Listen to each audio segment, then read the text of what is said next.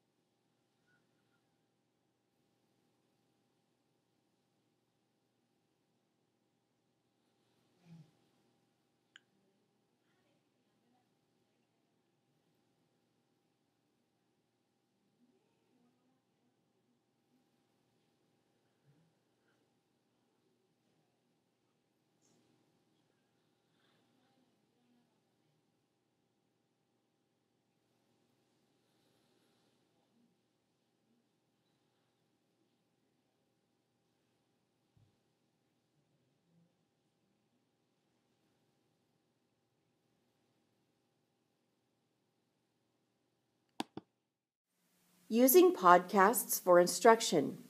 Using a podcast to enhance learning is quite simple.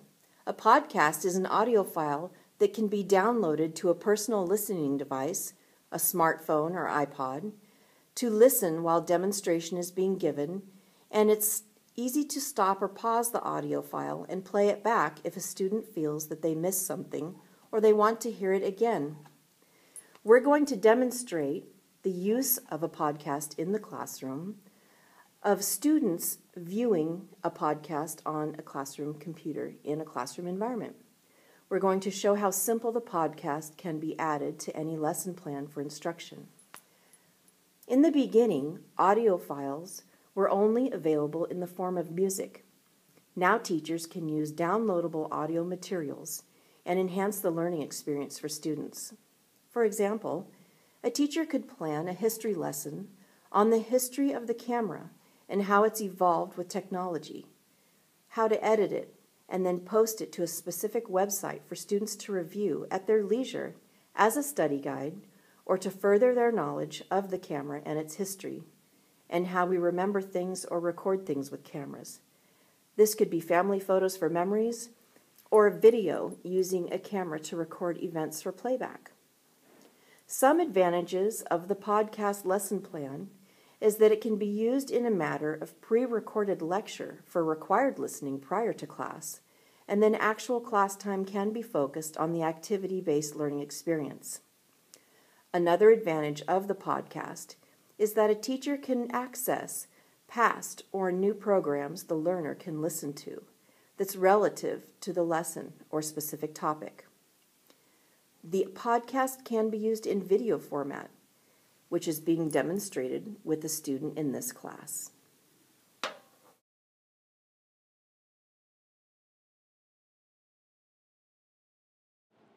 The 21st century skills are imperative to implement in our classrooms in order to prepare our students for our globalized workforce. It is up to educators to find the best ways to integrate technology in fulfilling curriculum requirements and implementing useful technologies. Even in classrooms built before the dawn of the internet, educators can make use of the mobile and online efficiencies that we have all come to expect, none more so than students in our daily lives. Photography and cameras have improved with the advances in technology. Most digital devices we use today are embedded with a camera, which makes it easier for the art of photography to be taken as it happens, and to help grow what people see and remember.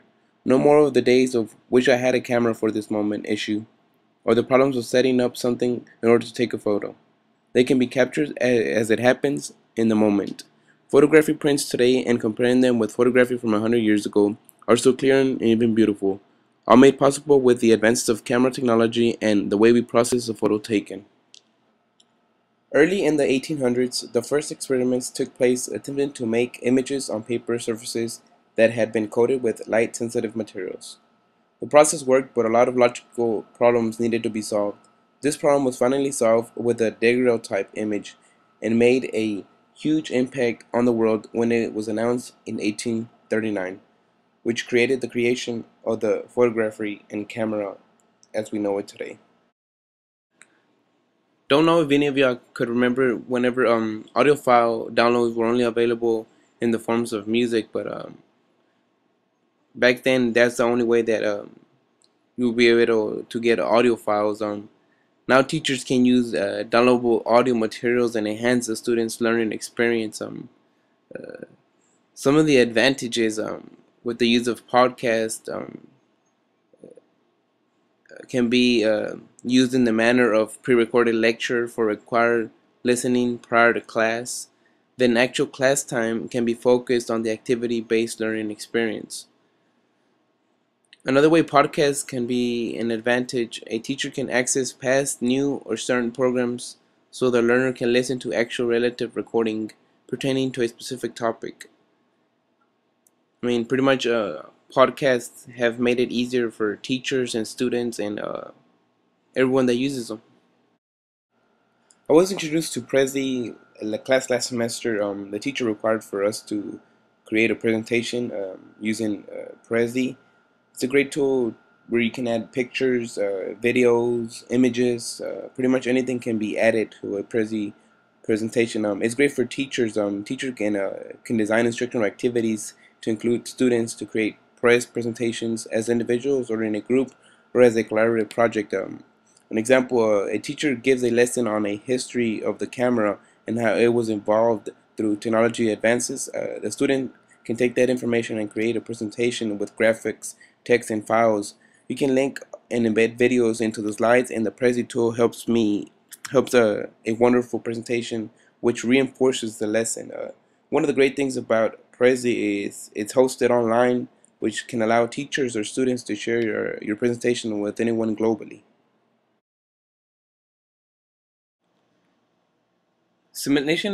Is a great experience for students. They're able to get a first-hand experience for whatever they're doing.